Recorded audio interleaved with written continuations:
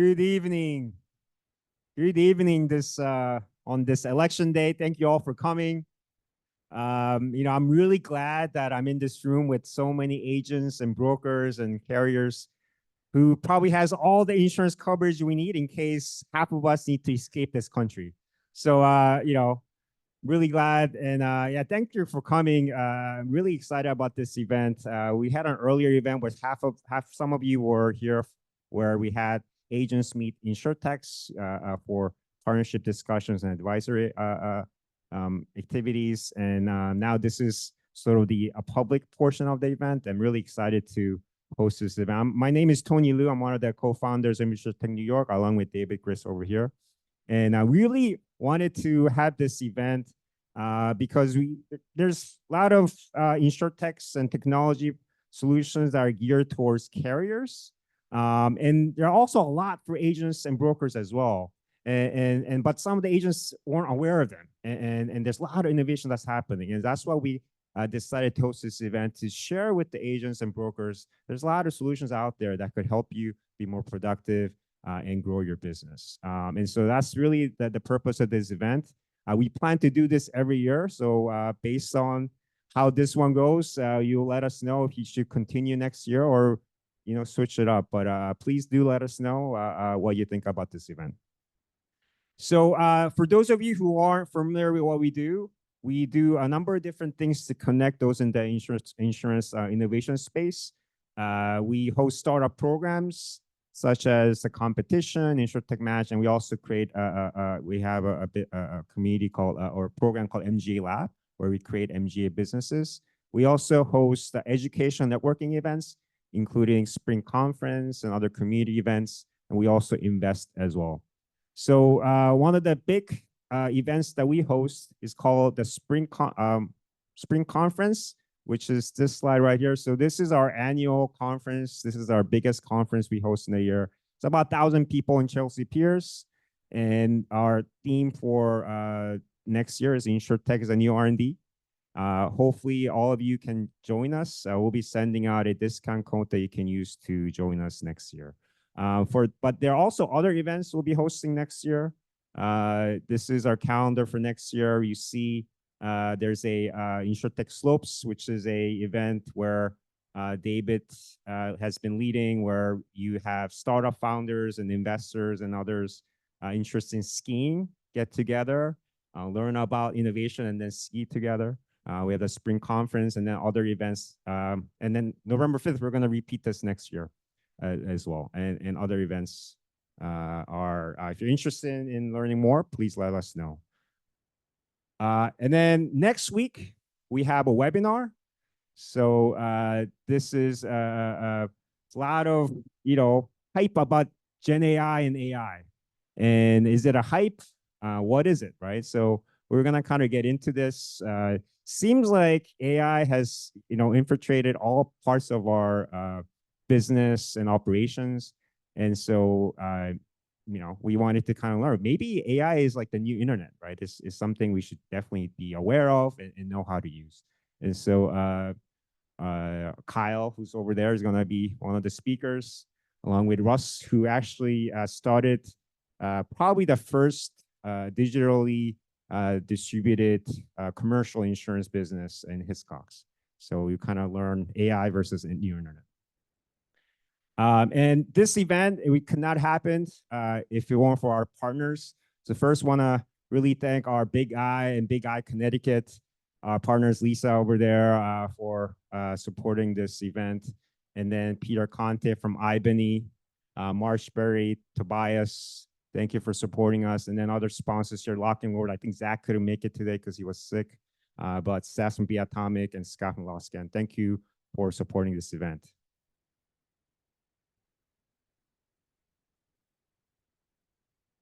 All right, so today's agenda. David, you want to kind of go through this?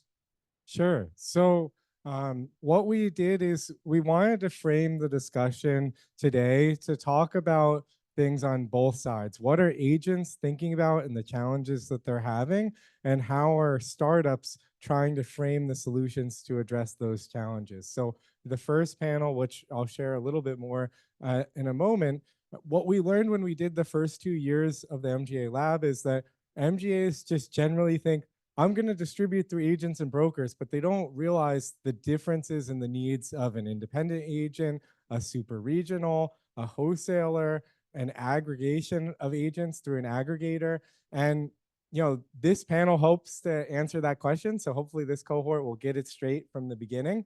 But we're going to have kind of variety. And then the second part of it is about, what technology do you need? So we have a presentation on the ideal tech stack that brokers can use, and then talking about, okay, you decided that you actually want to work together. You have a startup you want to work with.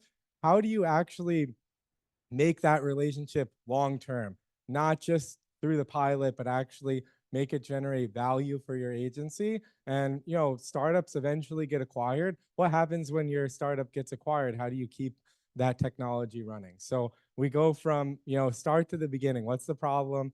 What's the solutions, and how do you make those solutions work? So I'll invite up the first set of panelists. So Denise, if you want to lead the group up, and Tony, maybe you can get them the microphones. But the panelists today, yeah, you can all join up. Really spread the gamut. So Rob kind of represents, I would say, the traditional independent agency. Sahar is representing kind of the first digital IMO and has the perspective on the life insurance side. And what is always a mystery to startups is what wholesalers do. So Garrett is going to represent that perspective. So I'm going to hand it over to Denise to get started, and we'll get everyone their microphones. Awesome. Thank you for the clock, Aaron. You know that I will definitely run this to the ground. So thank you for that. So happy to be here with you. Again, Denise from Marsh. As per usual, we have a lot to get through in very little time. So you can briefly discuss again kind of where you are and what you do through your answers, so we can kind of get this audience as much information as possible. So I'm going to kick it off with Garrett. So CRC works with hundreds of retail agencies, major player in the wholesale market. How would you describe the differences between working with a small, a medium, and a large agency? You have a unique perspective because of what you can see in the volume of it. Yeah, so we work with, I'm told, and this number actually baffles me, 60,000 independent agencies and brokers. So more than a few hundred then. So. More than a few hundred. 60,000, which again, I don't quite get that. And we have, so those are who are appointed with us, who are trading with us. And then we have probably 120 of those have agreed to some type of consolidation agreements with us, and meaning that they're working to consolidate the wholesalers who they're trading with. And so they're trying to like narrow the number of wholesalers that they're working with. And it came up in the cocktails beforehand about like why do wholesalers exist? So I'll comment on that for a second before I get into the next piece about like what are the differences. So you can think about wholesale from a few different standpoints, because I was talking to some guys from Canada. They're like, we don't have them. They don't really exist in the same way in Europe. Wholesalers exist to distribute products kind of in a more efficient way. And so recent meetings I've been at, when I was with like John Neal at Lloyd's, who's the CEO there, and last week I was with AIG. I've heard kind of the same thing for both of them. AIG says there are about 15 retailers that matter to us. There's about 4 wholesalers that matter to us, and that's about it. And from a distribution standpoint, that's the market. And so if you think about, if you're a startup company, especially with like these guys doing like the MGA launch sort of idea, if you're trying to figure out how to distribute a product quickly, you can, I did a talk with Lloyd's Lab on this earlier this week. But you have to think about like, okay, do I go the traditional route and try to go like open to everybody and just get whatever I can? That means you're special to nobody. Do I go to the big retailers? You can try, you have to get in, right? So you've got that top 10 to 15 that maybe manage, the most of the market. Or you can go to wholesale, and then it depends on kind of like what you're doing. So if you're doing something that's already being done. It's common. There's a flow for it. There's a business for it. So the worst example maybe ever right now is cyber, because nobody wants another cyber market. But if you're doing cyber and you have a new product and you launch it, you can throw that into wholesale, and like day one, you'll be distributing that product to everywhere in the United States. In our case, to like these 60,000 retail brokers, because you're just in the flow. And so it becomes an analysis of like fixed cost versus variable cost. You pay a bit more variable cost for a wholesaler than you do for a retailer. If you're a carrier and you've decided to, sticking with my bad example, you've decided to hire a cyber team, and you put them in New York, and you've got like 10 people, and you now need to figure out how to distribute to these 60,000. How do you do that? Wholesale is pretty easy, right? You turn it on and it goes, and all of a sudden you're getting the submissions that are coming in, and you're ready to go. And so wholesale exists because we're better at distributing the products. Sometimes it's expertise. Sometimes it's we know things they don't know. Sometimes it's we have capacity they don't have. The surplus lines markets are sort of better for a lot of MGAs and insurance companies to work in, and not every retailer is getting access to every surplus lines market. And so that's I could talk about that for the whole half hour, but also that's too much time already, so I'll stop. So if I look at the differences between different size of retail brokers and like what they need, it kind of ties back to that. So some retail brokers are specialty. Maybe they focus on trucking, right? And they might be really good at trucking. They might have a lot of good markets for that, but then they get other stuff, and so maybe they come to wholesale for that. Or the opposite, maybe it's a standard retail broker, and even if they can be big, they might not have access to all the markets. They might not have the expertise. Like my brokerage background was built in me being really good at directors and officers insurance, which is more commoditized now. I was good at cyber. I was good at intellectual property. Those are kind of complicated areas. When you think about the small brokers, they take whatever they can get. And so they often don't have the appointments. They need a wholesaler to help them out. When you go up the chain a little bit, you go to mid-size, they might have a specialty. They might be good at a thing, but then beyond that, they might need a wholesaler to help them out with the rest of the markets, with anything else that they see. And most of our customers are the top 120 size brokers, right? So most of our customers are the big ones. So why are the big ones using us? We're really good at outsourcing. We're really good at flow. We're good at maybe you've hired a couple D&O people, maybe you've hired a team of D&O people, but you're paying a lot of money for them. Do you really want them spending time on these $6,000, $7,000 accounts?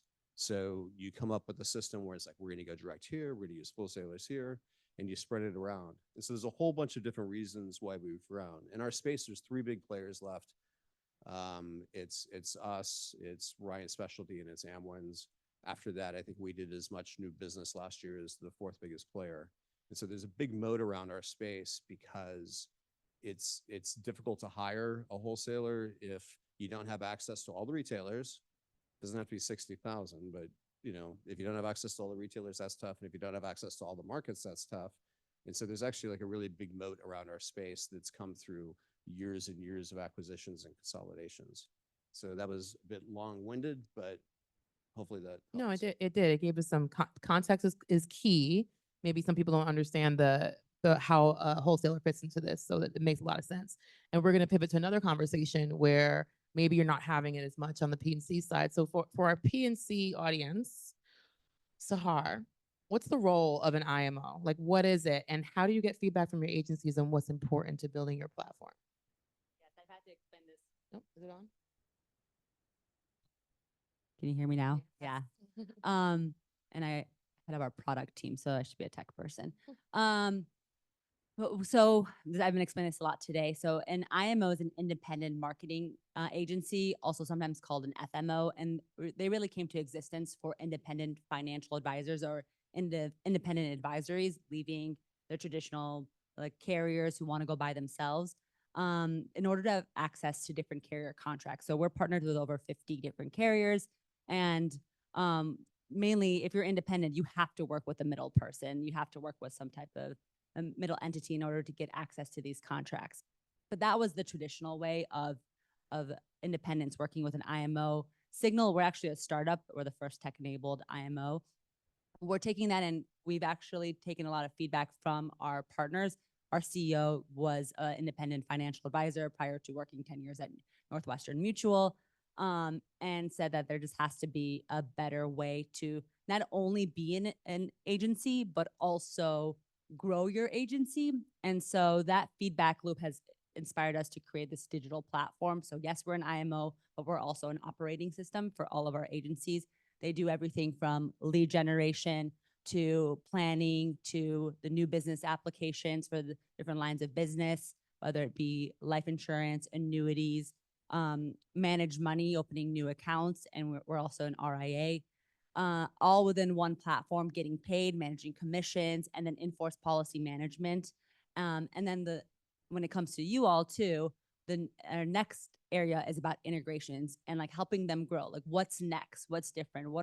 You're becoming as an advisor, you're becoming that go-to guy or gal for your clients, which can span from like a family to a business owner. And so what are the other lines of businesses that we can integrate in order for them to really be the financial advisor, holistic financial advisor for every pain point that their clients might experience, or even some that they may not be even aware of. And so that's really not only what an IMO is, but how we're building. It's almost like we talk about the iPhone, like you didn't really know you needed the iPhone. So maybe there are things within our platform that our advisories don't really know that they needed, but we're starting to listen to their pain points and then think about, okay, how can we really help them achieve a solution through technology with that? So it's kind of key point. You've been listening, kind of acting off of that. And by the way, I asked how did we come up with some of these questions? It's because they listen to you and some of this feedback. We're kind of bringing those conversations to you. So you let me know if they got it wrong. So Rob, I'm gonna skip over. We kind of talked about pain points there, right? Thank you, Sahar, for notifying that. So we talked about pain points. We're gonna kind of move through this conversation, and we're gonna talk about the back office, which I heard recently. Backbone is a better word for the back office, potentially. I heard that at a conference last week. And customer service challenges. So I'm gonna skip right over to you. What are your biggest back office challenges? I could probably write a book on this. So the biggest challenge right now is we have very disparate systems. We don't have one way to do one thing. And there's 39,000 independent agencies in the United States. And we're all different. We all might have the same systems. We all might have the same processes, but we're all going to run things differently. And so it's very hard for an InsurTech, a software company, whatever, to build a product that's going to satisfy all 39,000. My view is I'm a small agency. I am $6 million in premium. 83% of our industry is below 1.25 million of revenue. So you have a choice. You can go for the big boys, the huge one down there, or you can come after me. I'm a lot harder. I'm also not sending your kids to college. I joke about that, but it's true. But you can't forget the independent agent. You can't forget the bottom part of this industry. And what I mean by bottom is from a revenue basis, because we're the drivers. We can drive the technology. I can make a decision today. I can meet someone here and say, yep, I'm going to implement that right now. And here's my credit card and I'm done.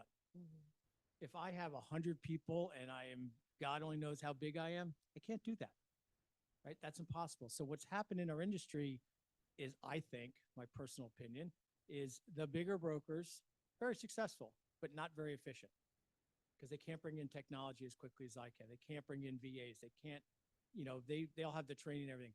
I can do that. And there are a lot of very tech-forward agency owners that I'm around, thank God. And that's what we're trying to do, because our back office can be a mess. Like, I have 8 people that work for me, and I'm sure they all do things differently, and it's only 8 of them. So my job is to bring the resources to them to make their lives easier. And the way I do it is it's automate, delegate, outsource. Do we have to do it? Do we not have to do it? Do we use a bot? Do we use VA? How do we do it? But all that would allow me to become more efficient, because the average in our industry, and if someone has a better number, please correct me, it's about 65% of our gross revenues go to payroll. That's obscene, in my opinion. That's obscene. And the only solution to that is technology. Find a pain point that I will have in my agency, and I'll bet you thousands of other agents have the same pain point. Hit it and stay focused on that. And that works really, really well. You heard it here. He's got his credit card ready to go. That's all you took out? That's all I took. That's all I took. I saw a dollar sign. That's all I took. So Sahar, and we're gonna get back to money in a second, but Sahar, I want to talk to you about your biggest customer service challenge for a life agency. And I know you talked about expanding, so even thinking about what that may mean in the future. It's actually very simple. So it's not our problem. Our problems are our advisory's problems, right? I'm building for the Robs out there. And so I want to double down on what he said. Like when I go to look at what should I integrate, what's the tool that our advisors are, or what's the pain point they're having, what's a tool that I should partner with, I go and talk to the Robs and who are the most tech advanced. I'm like, what are you using? And we pick that as a partner. So starting small it's like the Slack model. They went grassroots, and then now all the big Fortune 500 companies are using Slack. So that is how we pick a lot of our partners as well. And so some of the, I mean, there's so many pain points. There's just so many different things. Capital costs, human capital costs is definitely the biggest one that we hear. And I think the one that's just top of mind for me right now, because we've been spending so many years on it, is servicing your existing book. And so it's like a double-edged sword. As you grow and become more successful and you add more lines of business, then how do you then have those annual or biannual meetings with your clients in order to make sure not only are you doing your job or your fiduciary responsibility, but also those are the easiest opportunities for sales to find opportunities, and also make sure that you're doing right by your clients as well. And so what we're trying to do is build and automate a lot of that by building integrations with carriers, with their CRMs, just bringing all of that data into one place in order to stop some of that swivel chair work of going to different websites, gathering annual statements, pulling Morningstar reports, seeing what rates are going to look like. What if that could all just exist within one platform under one household and make it super easy for you? And so what that just starts with a myriad of different data sources. And as you all know, institutional data sources. I used to work at New York Life. I don't think they had APIs when I worked at New York Life. So integrations are hard with carriers. So if you can solve some of those problems when it comes to access to data, again, that's going to translate to then Bob having to hire less people. What was that phrase? Swivel chair work? What was that phrase you just said? Yeah, swivel chair work. I'm taking that. I'm absolutely stealing that. And I think there's a common theme that's coming out from both parts of this conversation so far, which is efficiencies, right? You're building efficiencies, whether it's through Garrett, there's efficiencies there. Through Rob, there's efficiencies there. As Marsh, I won't take offense to, I'm a big broker. I won't take offense to it because there's truth to some of this, right? There's truth to how we're looking at this depending on where you're coming from. But efficiencies in how you're servicing the client, how you're accessing the market, efficiencies to how you're actually from the back end servicing them and looking at it that way. So that's a key theme. Let's see if it keeps up. But we're going to go back to the money for a second real quick, Garrett. So you've made several angel bets on agent tech startups. How do you build conviction on those startups? Yeah, so outside of CRC, I've been a pretty active angel for a long time, 20 years. And then about 10 years ago, InsurTech became a word, and it kind of fell right into my wheelhouse. So when I think about investing, often I'm looking for a problem that needs a solution, and some of the original InsurTechs that kind of came out that became popular were sort of like these direct-to-consumer models that like Lemonade and Metro Mile, Zenefits, which was direct-to-business, and Parker Conrad at Zenefits was saying like brokers are going to be dead in like 10 years.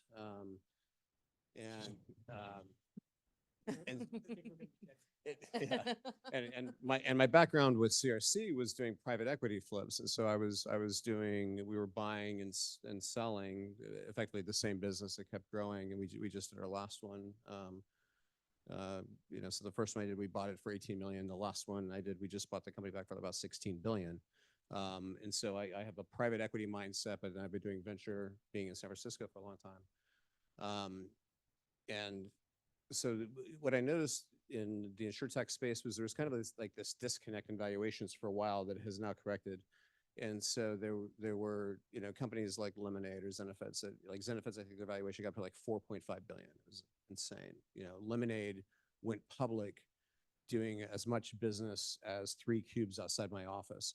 And they spent $80 million in customer acquisition costs the year before that to do that. You know, they did have like a 4.9 rating on their app, but you know, like my head wanted to explode. And so, and those were really MGAs. And then MGAs started saying, okay, well, we're really going to be full stack. We're going to be an insurance company, because they wanted to claim that their premium was revenue, you know, but then the problem with that is if your premium is your revenue, then your multiple is like 1 to, I think Kinsale's maybe got 6, but you know, you got a low multiple. You're not getting like an 18 where software was back in those days. And so for me, I'm trying to find something that like makes sense. I invest heavily in founders, like personality of the founders. I've had a lot of success. Like if I like the people, if people like the people, if they're smart, if they're articulate, that tends to like really work well. That seems very logical, and it's not that complex. I look for areas. I could give a few examples of some companies. So like one of the companies I helped form was a company called Indio, that was invented at the bar of my club in San Francisco. It was the second deal I had done with the founder of that company. I noticed that all of the retail brokers were all building shitty websites to try to like find a spot where they can integrate with their customers. Broker Buddha like moved into the same space. Jason's here. And so I just saw like, well, eventually like all of the retail brokers are going to try to do this. They're all going to try to figure out a better, more efficient way to interact with their clients. That's a much better solution for a software company. You can scale that, you can white label it. Everybody's going to have the need, and they're all going to figure out over time that them trying to spend whatever they have in their budgets, you know, and I'll use you as an example, like how much do you have in your budget to spend on building this thing? That's not going to be able to compete with a independent company that might raise millions and millions of dollars to build a really nice platform. And so ultimately, those companies will win. That same idea even works at our scale. Like I started to notice, so Indio eventually like sold, had a big exit to years ago now. But I noticed like 6-7 years ago, we were building our own APIs, and we were bad at it. We were slow. It wasn't our core competency. When you think about things you want to do in-house, it might relate to your intellectual property control. It might relate to like proprietary ideas. Like there's really nothing proprietary in an API. And so I started looking for where I wanted to build like an independent company that just wanted to build APIs in insurance. And then you have network effects. You got an API to CRC, you got an API to Hiscox, you got an API to whoever. You can then take that API and go to the next guy, sell it, and that scales really well. And so like in our case, if once 2-3 software companies figure that out, they're going to raise 5 million, 10 million, 15 million, 30, like, right. Like eventually they're going to raise a lot of money to do that. And even though we're this billion-dollar company, we're going to be outspent at that thing as well. And so software companies will do that better than we will. So I kind of I look for that pattern in things at times. I'm also happy to invest in MGA still. I'm happy that the valuations have gotten like more logical. They're not like so crazy anymore, which makes me feel better about investing in that space, because MGAs are still a great business. But those are some of the things that kind of like I think about when I'm thinking about startups. I love that personality part. That's actually a real thing to consider. It's a very real thing. And like You got to trust the people. Like on the API thing, I found Harold. The founders are great guys. Everyone likes them, you know, like, and they're kind of starting to dominate that space now. Like they're owning the insurance API space. They've got us, they've got Marsh. That's a really good start. Yeah. Oh, that's a pretty good start. Marsh, pretty good start. All right, so we talked about some of the pain points, and then we talked about kind of why they exist, like why these companies are here, what they're doing, why these distribution channels exist, and then we talked about some of their back office challenges. But let's talk about go forward, right? What are you guys focused on? So Rob, when you do strategic planning, what matters most to you, and how has that changed in the last 5 years? Has it changed in the last 5 years? I think it's changed dramatically. Strategic planning used to be about how much does a lead cost? How many leads do I need? Blah, blah. You start at the end of the spreadsheet and you work your way back. I want to make this much money next year, so I need this many leads and I got to bring it in this way. Now, my view is strategic planning is, okay, how do I do this more efficiently? Obviously, there's a theme here. How do I lower my expenses? We have a very good play right now to lower expenses. Historically, I think in insurance, in the agency, it was very hard to lower expenses, especially when 65% of it's payroll. You're not going to give your people a 15% pay decrease. That ain't happening. You probably have to go higher. We're also now paying for healthcare and blah, blah, blah, blah, blah, blah, blah.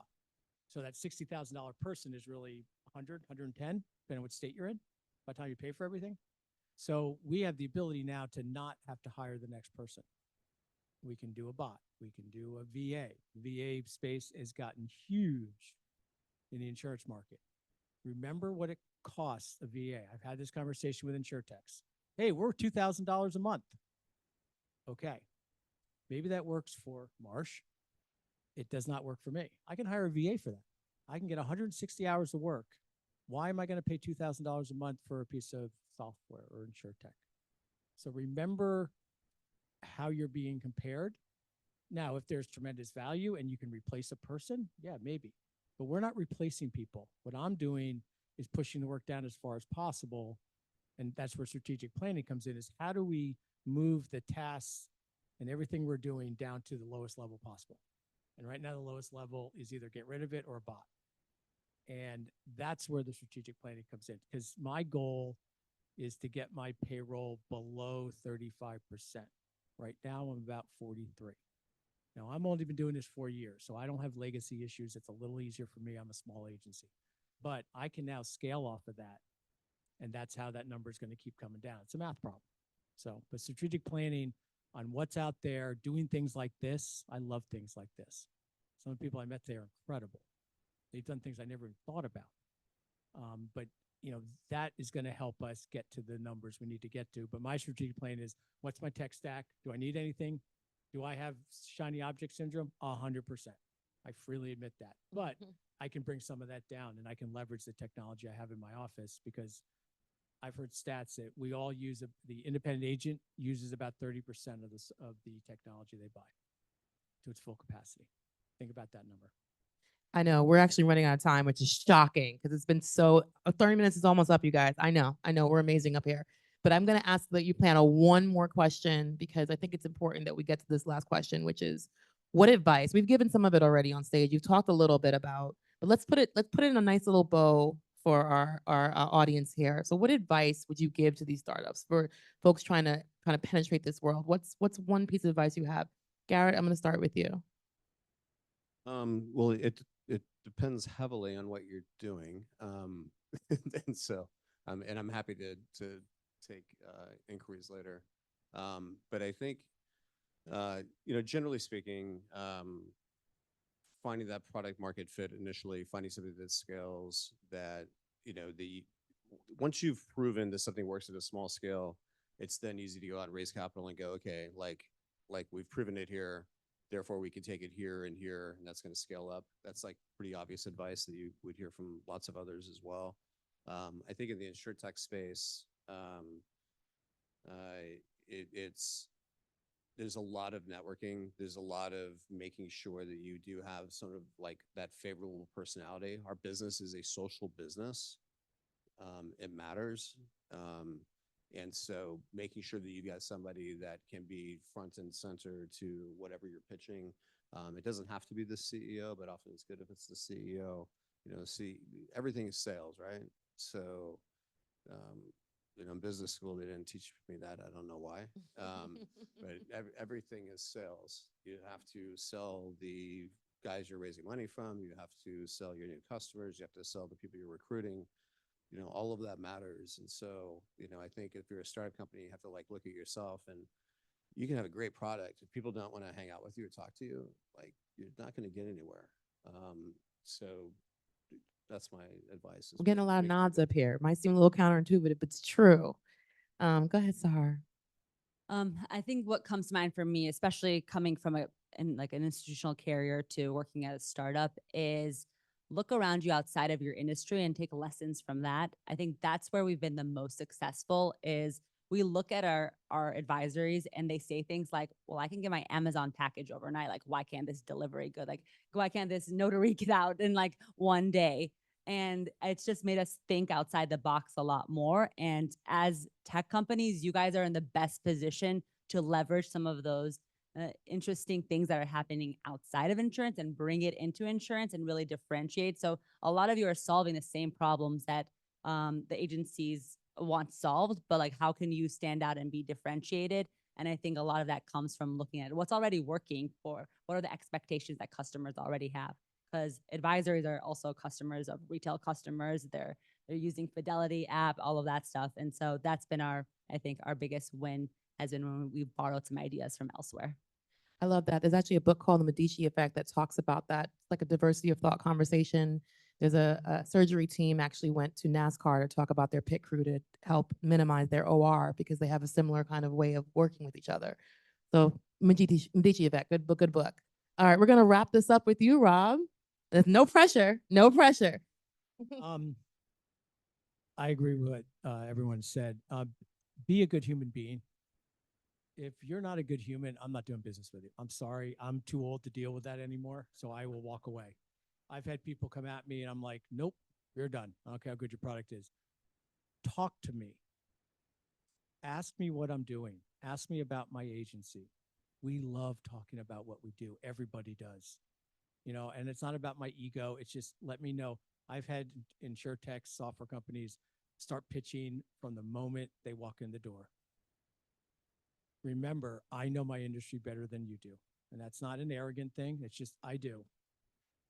I do. And it's that simple. And I've only been doing this 4 years. So, but you know, at that point, I'm the smartest guy in the room. You're the smartest person in the room with what you're selling me.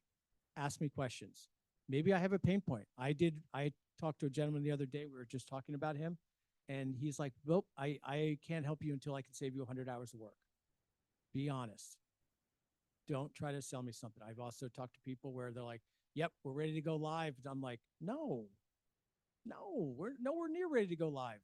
The bar's here. And I told you this coming in. You're still down here. And there's nothing wrong with that. So if you come at me and say, listen, we're just starting this out. We're really not sure what we're doing. I will give you a lot more of a reception. I think most agencies like myself that are tech forward thinking and are understanding what's going on are going to give you time. I want this industry to be better and I'm willing to help anybody. And I mean that, but don't come at me with, I've got a finished product, I'm ready to roll. And you just don't know anything what an agency is, or you call me a wholesaler. So I have been, I'm sorry, I was looking at you and I said, that's not what I meant. But I am not a wholesaler. Yeah. I am probably not a broker unless I go to Canada. I know there's somebody here from Canada. I'm an agent. I'm an agency owner. Make sure you know your audience. It's a very different perspective. Right? I think to Rob's, you just be a good date, right? Don't be a bad date. Don't walk in and just start talking about yourself. Ask your date about themselves. What are they interested in, right? It's not just all about you. And I think that's really important. You have one last wrap up, Garrett? I think that's we're out of time. We're now a minute behind. I'm getting yelled at. Well, if you want to lose credibility fast, tell somebody who's an expert in their area about their area and be wrong. Yeah. That happens all the time, right? So like, well, as you know, blah, blah, blah, this is happening in cyber, da, da, da, da, da, wrong thing, wrong thing, wrong thing, wrong thing. Like, yeah, like, so be very careful if you're telling somebody about their space. Don't be a bad date, guys. All right. Did you guys learn something today? Let's go take a break. Thank you guys so much.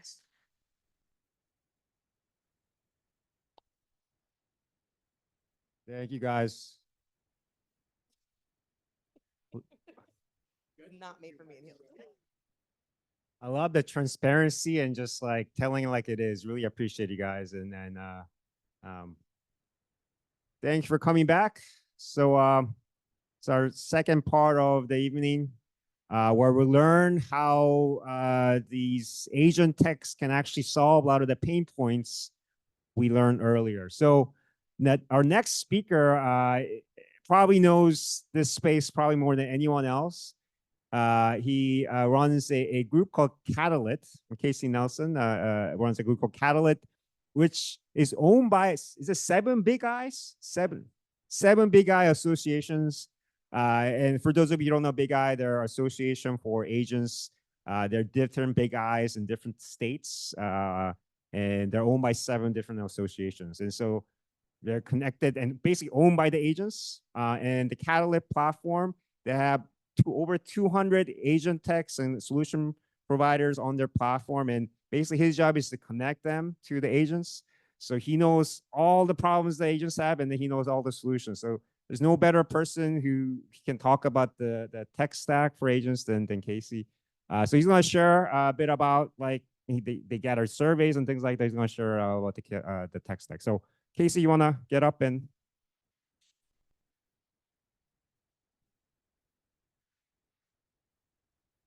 Yes, thank you. Thank you, Tony. That was super nice of you. I don't know if I know more than anybody else in this room. I do feel like this is a highly educated, very tech-forward pond. But my goal today is actually to just kind of talk about some of the things we do on a consulting level with the over 33,000 users that we have on the Catalyt platform. And as Tony mentioned, Catalyt was founded by 6 different state Big I associations, and we now have relationships with 26 state Big I's. So we're owned by 6. We have relationships with 26, and we go all over to their events. We try to provide homework. Essentially, we've done the homework for the agents on over 260 solution providers. So all of the opportunities I got to talk to the 12 solution providers today was great. And we would love to continue to communicate with you and make sure that you're listed on our platform as well. So as I talk about building the ideal broker tech stack, I'm going to kind of go back in time a little bit for, again, the people here in this pond. You probably have a lot of these pieces, and you probably also understand the definition of a tech stack. But what I've learned doing what I'm doing and traveling to the associations that I'm going to is that sometimes I can say tech stack to an agent and I get kind of a blank stare back. And they're like, can you tell me what a tech stack is? I'm like, yeah, sure. You know, tech stack, we're just talking about the different pieces of technology that your agency uses on a day-to-day basis to conduct business, whether that's your management system, quoting platforms, anything like that. And just the term tech stack can be confusing to some agents. So to the solution providers in the room that are developing these wonderful platforms, just keep in mind that you have 39,000 agencies in the United States that are potential clients, and many of them are not set up with a foundational tech stack yet.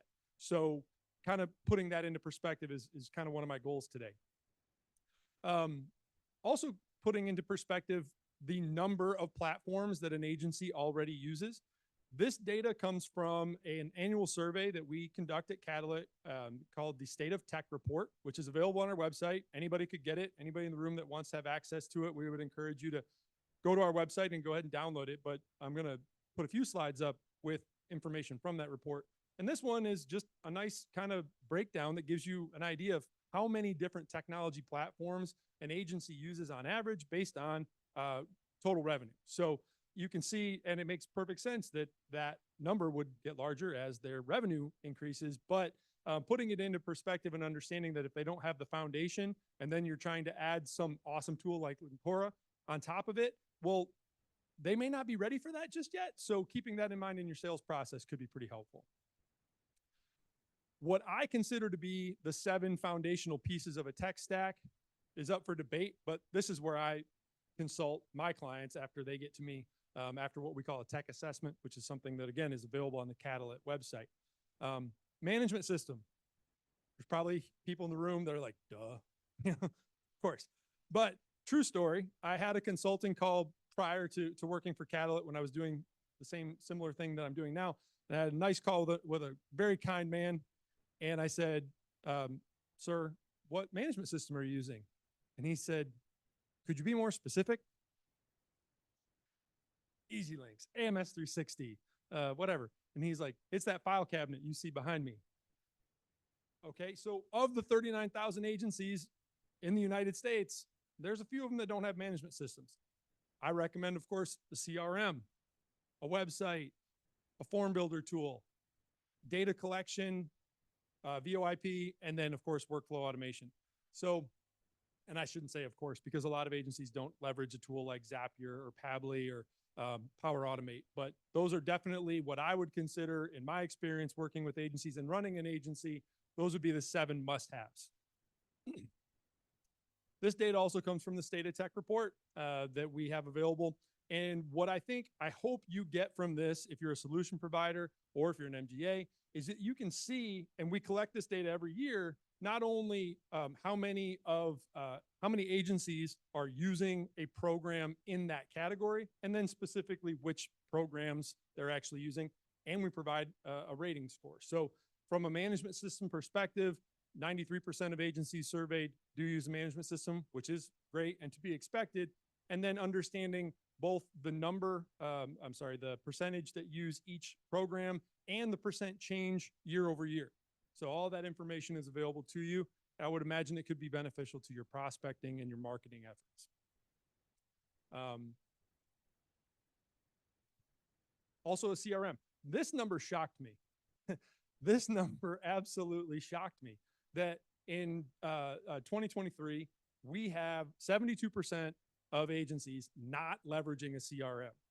To me, if I was to start an agency today, and I get that question all the time, like a CRM is just a given. Like I have to have a CRM. There's some great ones out there, and I'm not saying that, you know, it has to be one of those listed. There's plenty that are totally customizable that are not insurance-based, but the fact that 72% of agencies are not is a pretty stark number. Also, online application and digital form tools. For those that are familiar with these tools, those that are listed, there's a lot of variance between what those programs do. I mean, SALT and Risk Advisor and Canopy Connect, you know, they do very different things, but they accomplish largely the same goal. And from an efficiency standpoint, an automation standpoint, we're trying to push agencies to collect data as quickly as possible. Yet I still talk to probably half of the prospective consulting clients, and they have a paper form or they have a Word doc, and their producers are filling in or writing down that information while they're on the phone with the prospect or visiting in person, and then having to go back and rekey all that information. This is an avenue that I think is going to, I hope, explode in the next 2 or 3 years. Obviously, with AI, there's a lot of additional growth that's going to happen here, but this one just also is super important. Phone systems. Phone systems, we've seen probably more growth with the use of AI than any other particular platform category. And I'm talking about the use of AI to give sentiment scores, coaching your producers based on the AI analysis of their call recordings, pushing call recordings and notes and summaries directly into your CRM. These things are happening at extremely fast pace, and we're really excited about it. So there's another one on the foundational side. Of course, a website. I know this one, again, feels kind of like a duh, right? Like everyone has to have a website. However, whether they're using a program or a website provider that is insurance specific or their local person can have a lot to do with the success there. And the fact that 64%, I'm sorry. Oh yeah, I did website. 64% are not using a website. That's crazy to me as well. I'm sorry. I just totally spaced out there. One thing that I also have noticed lately is a lack of processes. And I've had some conversations with people in the room today about that. When I'm talking to a prospective consulting client and I say, hey, if I'm a rock star producer that you just hired from another agency, what are you putting in front of me on day 2 that's going to teach me your standard operating procedures, that's going to introduce me to the way that data needs to flow in your agency, that's going to actually make me a success? And I can kind of hear the Jeopardy music after I ask that question. And they're like, oh, bleep, you know, you sit behind Tina for a couple of days, or you sit behind Joe. That's not really a training platform. That's not really a procedure. So one of the things that we're really pushing our agencies that we're working with is to make sure that they're actually documenting their procedures and processes so that your solutions have a home in their process. If you just sign up with a program, and I think, Rob, you said something about it, like somebody says you're ready to go, right? Like, hey, this solution's ready to go. Well, is it? Is it really ready to go? Do we know exactly how the team's going to use it? Is it going to make their job better and more effective? Is it going to free up time for them to, you know, focus on revenue generating activities? And so without those well-defined processes, it's really hard to sell a piece of tech or to adopt a piece of tech and implement it correctly. Accountability is also big with processes. It's hard to hold your team accountable. It's hard to adopt and implement technology unless you actually have consistency so you can see where the process is breaking down. And then from a scalability and automation perspective, if you've got people that are going through multiple different versions of the same process, you can't really automate something if people do it in completely different ways. That's where data breaks down. That's where information falls apart. For your consideration as a solution provider or an MGA, these are some of the things that we are encouraging agencies to consider as they're taking on new tech or as they're considering new tech. So first, what are the integration capabilities? If you're buying different tech solutions and adding them to your stack, but they don't talk to each other or they don't talk to a third party like Zapier, then that's kind of a non-starter for a lot of agencies at this point. So does your solution integrate with other potential connectivity? Does your solution have any kind of automation features? Most of them that we've talked to today, of course, do, but considering that, it's really an important factor. I can't say it, I'm sorry. Customization, we'll call it that, workflows. We want to make sure that even within the program itself, is there a way to customize those workflows to match the agency's processes? Because we don't want to have an agency adapt their processes to the technology. We want them to have a process and find a piece of technology that fits within it. Data accessibility and reporting.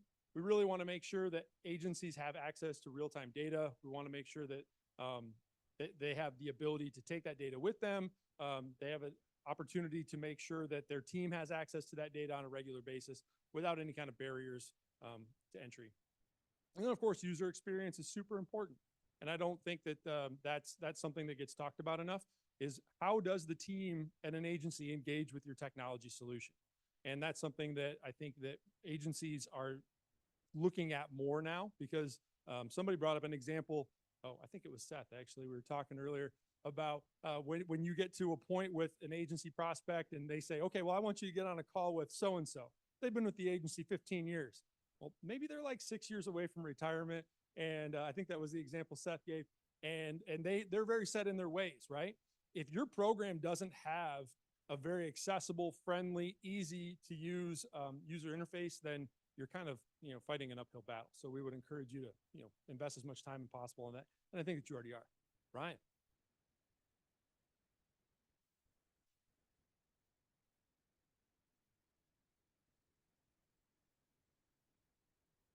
I don't think that it's mandatory. I think one or the other is absolute must have. You either have to be able to connect directly or you have to be Zapier friendly. If you're not, then you're kind of on an island at that point. And you better be really awesome at what you do to have people go to that island when they're using some other platform versus just having it connect.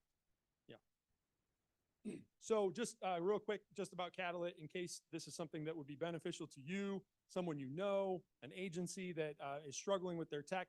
Our goal is really to just help agencies maximize what they already have and simplify their processes, make things a little bit easier on them.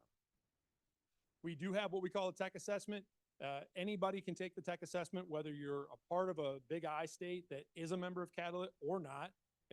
We want to help all the agencies in the industry. It doesn't matter what state they're a part of. So the tech assessment is free to everybody. We will make sure that it produces a report that's custom to their responses, gives them a roadmap towards success, and also some consulting from us just to help interpret that report to make sure that they actually can take some action from it.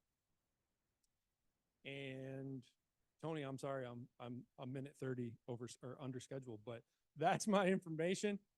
If you would like to get in contact with me for any reason, I would love to talk to you, whether you're an agency or a solution provider. I see some familiar faces, Vishal in the room, that I would love to talk to you about the ways that your solutions can help agents. We have a frontline connection to them, and I really appreciate your time. Thank you so much.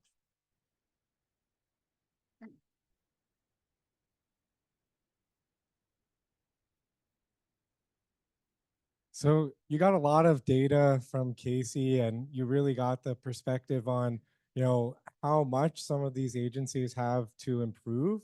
But the question is really, can the InsurTechs do it, right? So we thought, why not bring up some InsurTechs to talk about it? And Lisa, who runs, Big I of Connecticut and New York, to actually shepherd us through that, and an agency that's actually use some of the technology. So if you want to come up, panelists, and we'll talk about some of the key issues with actually getting use out of these solutions.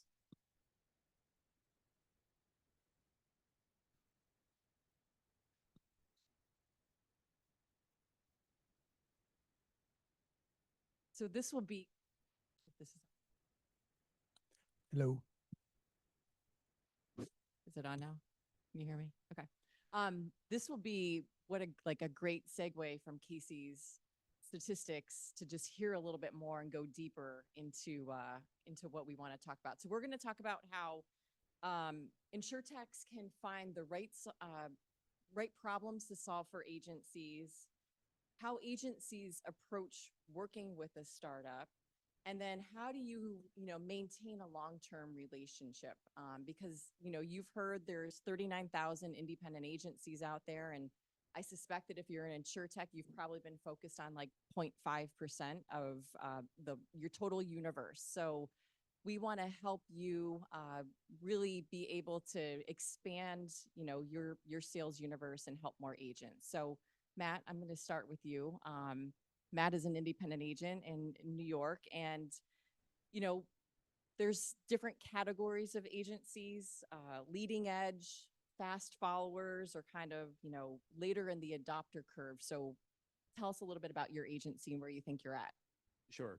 I own an agency, Metswood Insurance, up in the Hudson Valley. We've got offices in Hudson and Chatham. We're 33 people. We'll be about 6 million in revenue this year. And we view ourselves as a fast follower. We've been in business for over 110 years. We keep our finger on the pulse of what's going on with technology, but the bleeding edge is kind of a dangerous place to be as an agency owner. I think there are a lot of us have scars of broken promises from InsurTech's past in terms of what the technology can do. So we like to see kind of a proof point with other agencies and kind of learn from what's kind of already been successful with some kind of more forward-thinking agencies, and then be very quick to adopt when we see something is getting traction. And what would you say are kind of, maybe the top couple of challenges that your agency has that you need some help with, or just constraints within your agency where you need some help?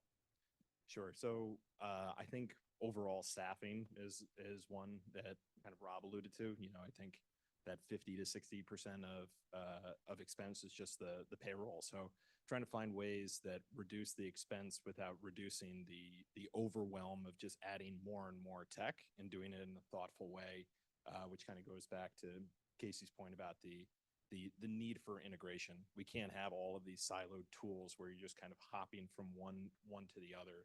That we need to kind of have a cohesive experience where the technology is really working for the agency. So staffing and flow, basically. Right. Yep. And basically your solution doesn't have to be anything related to recruiting or anything like that. It's, a bonus if we look for solutions in that world as well. But by its very nature, automation helps relieve the pressure that we have from the need to hire additional people as we scale. Seth, you ran an independent agency, you run an independent agency, and now you are a solution provider. So why? Glutton for punishment. Well, it's truly one of the most noble professions. I mean, if you've ever stood with somebody when their house burned down or dropped off a life insurance check, there's no better feeling. And so the technology that enables them is really important, especially with the economics of an independent agency. They're changing a lot and they need to be more efficient.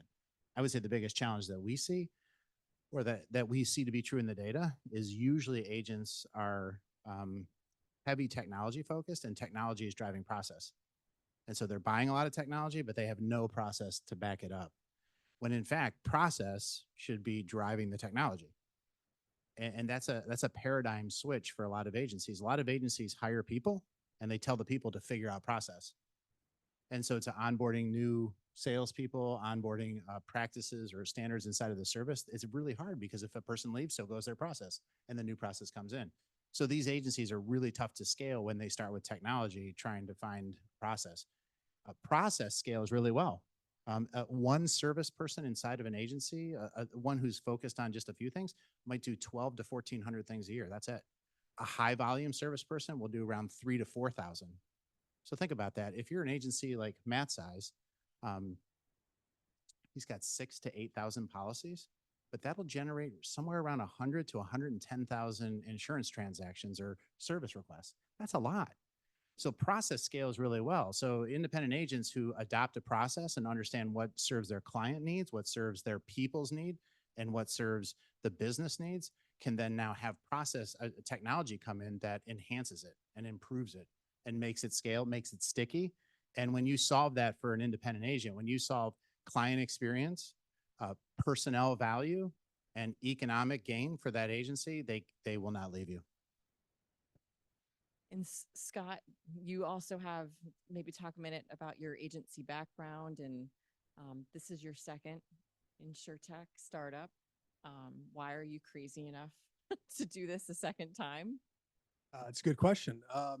So yeah, I was a commercial insurance producer for 26 years. And, during that time, I always was looking at problems and looking for solutions to those problems for my own benefit. I had no intention of actually starting a software company. That was the furthest thing from my mind. It was really to help me produce because I was so focused on getting better and being better at what I did. So that evolved into eventually finding out that I actually built something that was pretty cool. And I built Mogic, for those of you who don't know, which was a workers' compensation experience mod calculation tool. I was lucky enough to sell that company to Zywave 4 years ago, and then decided why not do it again? Because during that whole process of not only owning that software company and developing it and listening to my customers, I learned that there were still more problems that needed to be solved. Today, I spent a lot of time listening to you guys about what some of the problems are that you have. And one of the things I focus on is I try to find out, what is it that I'm not doing currently with my platform that is making it so it doesn't fit your needs. And I think, for me to get back into the industry and do this again one more time, well, it may not be one more time, we'll see. But to continue to do this, I feel as though it's my job to make sure I'm listening to the customers and I'm building the absolute best of what I can possibly build without looking at competitors, without looking at anything else except for delivering on my own personal promises. So we talked about some of the pain points: staffing, workflow, automation, process consistency, letting the process drive. Scott, to kind of come back to you for a second, what do InsurTechs need to do to really be able to support widespread, meaningful agency adoption of a platform or a solution? And chime in, because I think, Seth, you've got some thoughts, and Matt, you do too. yeah, so one of the biggest problems, I think, not just for us as software developers and owners, is making sure that we're supporting our users, understanding that we're responsible for your utilization. We have to have an excellent onboarding process. We have to have an excellent support process. Our goal is to make sure that the utilization is there for you guys to use the product and actually have the value of what we're building. I don't want you to just buy it, use it a couple times, and then stop using it. So we monitor utilization very heavily to figure out, okay, you have 200 users on our site, but only 5 are using it. Why? And if I put the necessary processes in place to make sure that I can solve that problem, and a lot of that is communication. As a startup, I think one of the hardest things to do is to really try to spend a lot of energy and focus on that. But as you're growing, you're also learning, and that learning curve and that process kind of takes you away initially from that. And then once you kind of get to a point where it's like, wow, people actually are grasping this and like this, I need to focus on this next step, which is really the retention and expansion of your customers. Because if you use it, well, that makes me happy because that's how I'm intended to make money, right? If you're not using it, well, that doesn't make me happy because then you're going to walk away. So why not make sure that we slowly go through the process and communicate and listen. Ask questions and listen to your customers. They will give you the direction into the future. So yeah, the piece that I totally agree, and the piece that I would add to that as you think about your companies is you need to remove as much of the friction from getting feedback from actual users as possible. So a real life use case example of this is a software service we were kind of like a beta user for called Gaia. And Carl, who's the founder, we literally added a team in our Ring Central's team chat. You know, you could do it with Slack or Teams or whatever they are, named Gaia. And the team that was using it were all members there. And anytime they hit a wall with something where something was non-intuitive or they had a feature idea or something wasn't working, they just threw it in there. And Carl responded like that and got it to his team. And I think, you know, when you think of customer success, a lot of times you're thinking about pleasing the guy who writes the check, which do that too. That's a necessary but not sufficient part of the process. The agency owner a lot of times actually doesn't know what's happening. So the closer you can get to the desk level, and the closer you can get to the you know, feedback from the actual people who are using the product, the more successful you'll be. Can I add to that? The agency owner will know, because if they're unhappy, they're going to tell them. So that's really the focus, is like, you have to make sure that the users are happy using the product, because you're right. You may write the check, but they're the ones who have the expectations, right? So you have to try to deliver on your promise. And if you can't, communicate it and communicate back. Just make sure that those forms of communication going back and forth, make it quick, make it fast, be honest. If you F up, you know, that's okay. That's part of the process. And I think establishing those boundaries at the very beginning is extremely important, to just let them know, say, look, it's not perfect yet, and it may never be perfect, but we need your help to make it perfect. And as long as you're open to do that, that becomes an excellent relationship that's going to last forever. And I think there's something, as an InsurTech, we can learn from independent agents. Independent agents make 94% of their revenue from a stewardship model. They take care of a customer.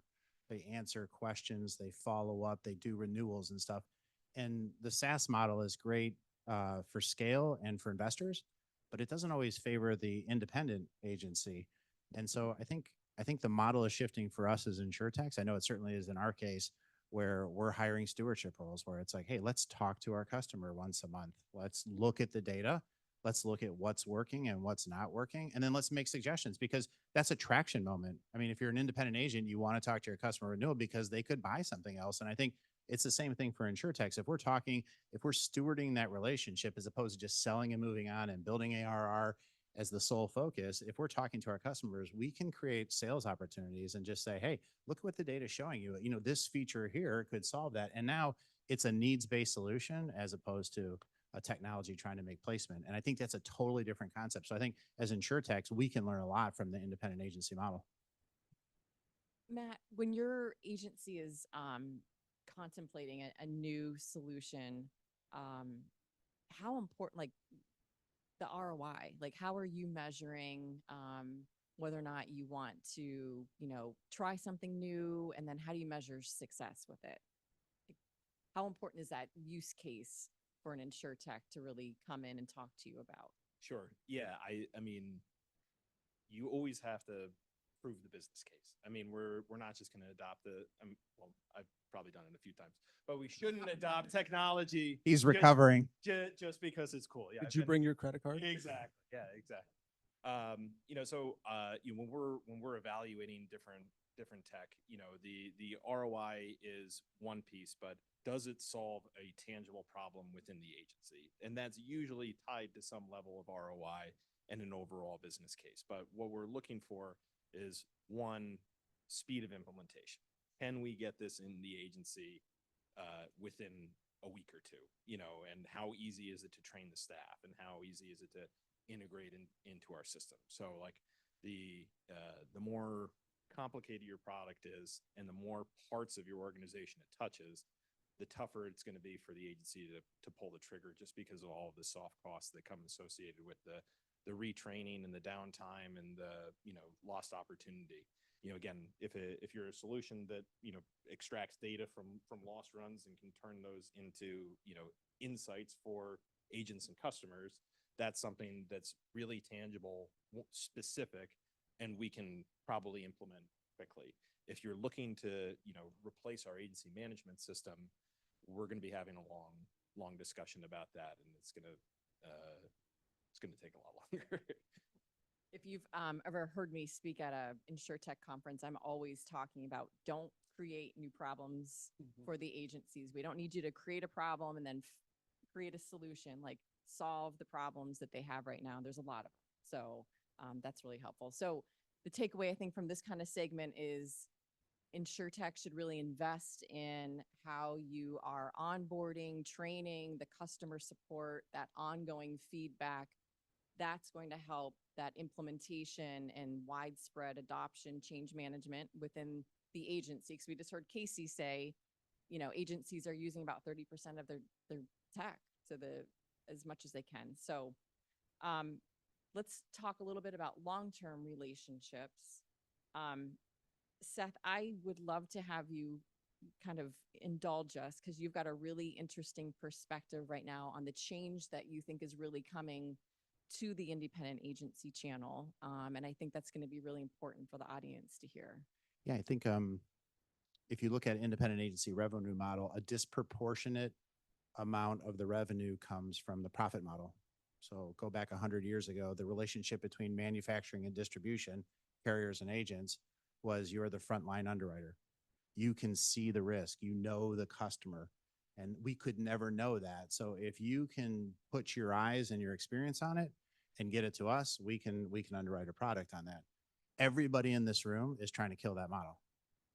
I've met 100 AI companies that are saying, "Hey, we don't need to know that. We know more about it than the agent probably does," and they probably do. And so as carriers, look, the number one expense line on a carrier's profit and loss statement is agency compensation. It's the biggest and only target left. And if agents can no longer justify that they're the producer of profit, if intelligence and data can really outperform the eye test, well, then that compensation goes away. And when that compensation goes away, and it's going away, carriers are going at it, InsurTechs are going at it because it's the fattest line, that's going to collapse a revenue model that's been in existence for 100 years for independent agents.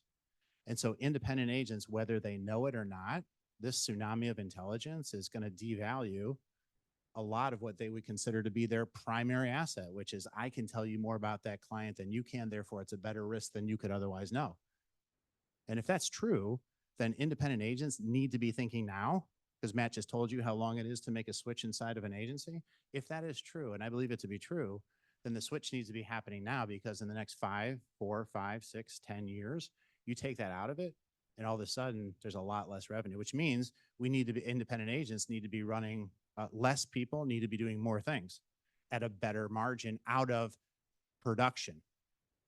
And if you take profit sharing contingency, which is how independent agencies get bonused at the end of the year based on the profitability and the growth, you can get X amount of the bonus on top of your commission. Well, you take the profitability out of that and you're left with growth. Independent agents have a hard time growing consistently because of the 15 different systems that run it, because of the lack of scale, because carriers have terrible systems and they've solved problems for themselves and not for agents. And so if you think about it, if a carrier has if an agency, if a customer has a problem, they can go online right now and get 10 quotes and leave. If a carrier has a problem, they can stop writing business today, chew off their reserves, or raise premium. The only person in the middle who has to solve all complexity is the independent agent. And that margin by which they're solving that is about to go away. And so the dependency on InsurTechs, the importance of InsurTech partnership, in my opinion, is only going to grow over the next 5 to 10 years. And so everybody in this room is in a good position to help them through this. It's going to be a tumultuous time. Matt, you know, we talked when we were prepping for this call that there's a lot of agents out there that are remarkably average, right? You know, like, you know, they Exceedingly. yeah. I mean, and you know, they're comfortable. They you know, kind of have their stick down. It's good. I mean, you're not one of those agents. And kind of to Seth's point, like, how do we overcome that challenge in the product life cycle? If I'm an InsurTech out there, how do I make the case? Yeah, when we were talking about this, you know, in our kind of pre-call on Zoom, you know, Seth has dealt with this, trying to, you know, sell software to insurance, you know, independent agents, where it's hard to tell a guy making $400,000 a year that he's doing it wrong. And so I think the more you can understand the psychographic of kind of the agency owner that you are looking to sell to, the more successful you can be. And by their very nature, most insurance agency owners are very risk averse. They are more looking to keep what they have than they are looking to get to the next marginal level of improvement. So I think one way that you can position that with your marketing potentially or with your sales outreach is you have to make it more of a risk not to use your product than it is to show the potential benefit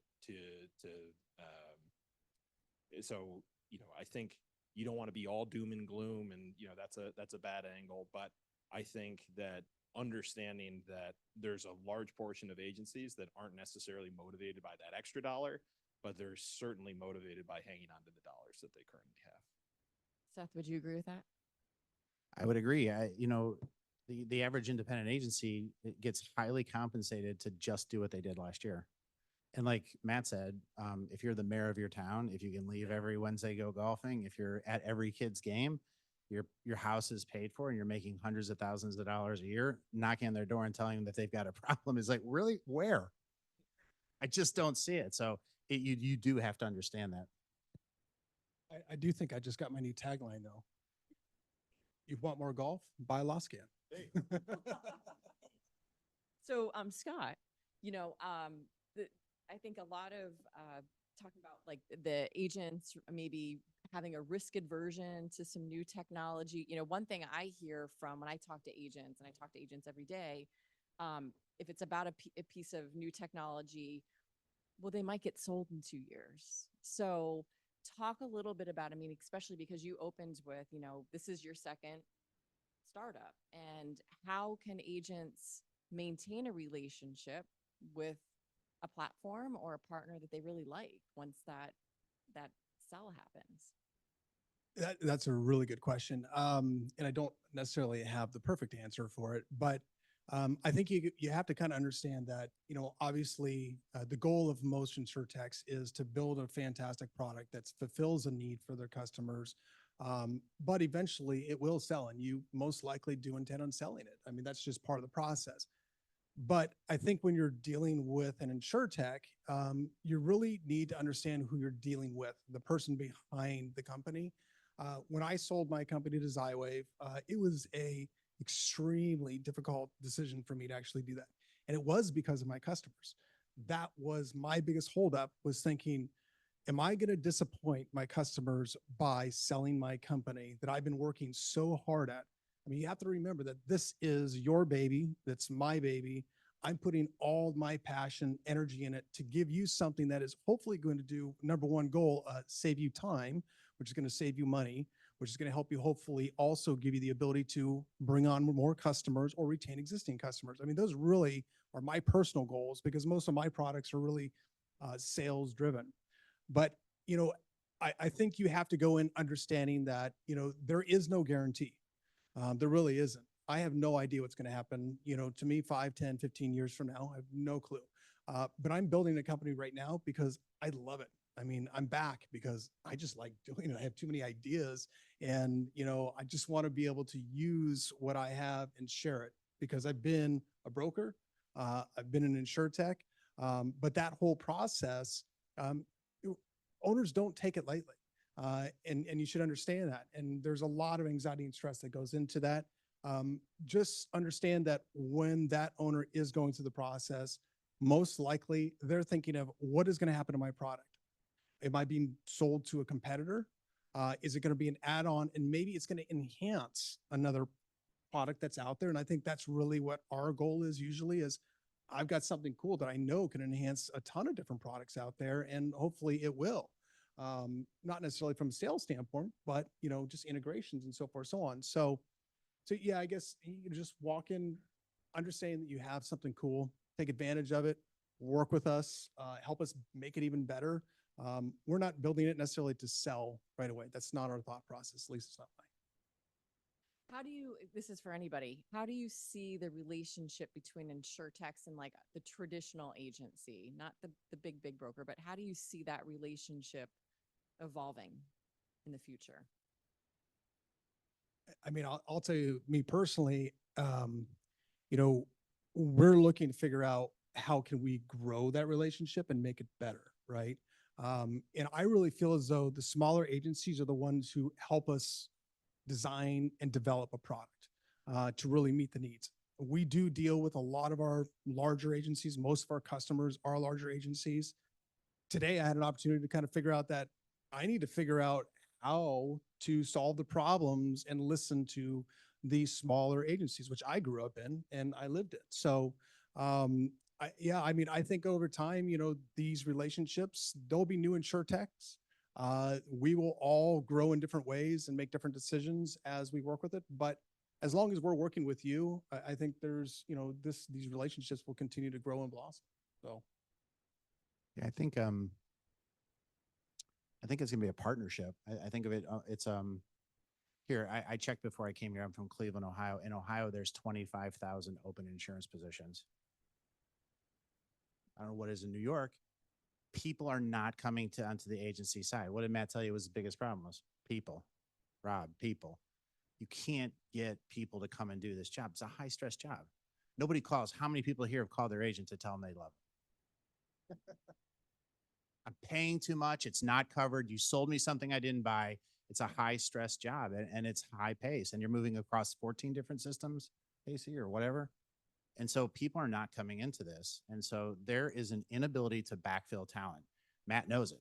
He's got 33. He will not be able to replace those people. And the economics don't support it. He needs software to cyborg his agency to success. And so I think it is truly going to become a partnership. And anyone who's been in this industry for a while has seen it go from InsurTech's going to replace agents to they're in the dumpster, and to it's got to go to partnership right now, because InsurTechs can't do a thing without agents adopting their process. And frankly, agents are not going to be able to do a thing without InsurTechs taking over significant parts of their business that are inefficient, that don't scale, and that don't promote customer success. And so I really do believe it's going to be a partnership. Done right, it should be a partnership. Matt, you get the last word. I agree.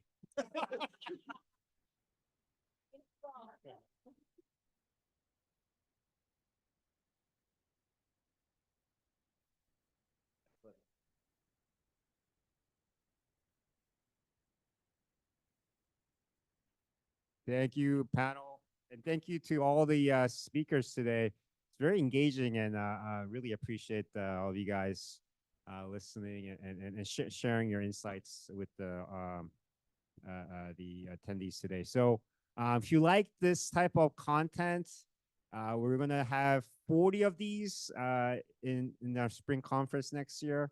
And we're going to go deeper into some of the distribution topics. One topic that we probably didn't talk about is how does the digital distribution play into the agency world, right? You know, one idea was, it's more a myth now, that digital distribution replace agency. This is, maybe it is, I don't know, you know. So we're gonna talk about that, and we're gonna talk about it from a PNC perspective and also life perspective. These are just some of the few topics we'll have on in our upcoming spring conference next year. So hope all of you guys can come to that. And then next week, again, we're going to have a webinar. It's a free webinar. So we'll share links to both of these sometime later this week. So if we can sign up, November 14th, next Thursday, Kyle and Ross is going to talk about, is AI the new internet, or maybe it's not, right? So they'll try to answer that question. So with that, thank you all for coming. Feel free to have a drink and network until 8 p.m. But see you guys next time. Bye-bye.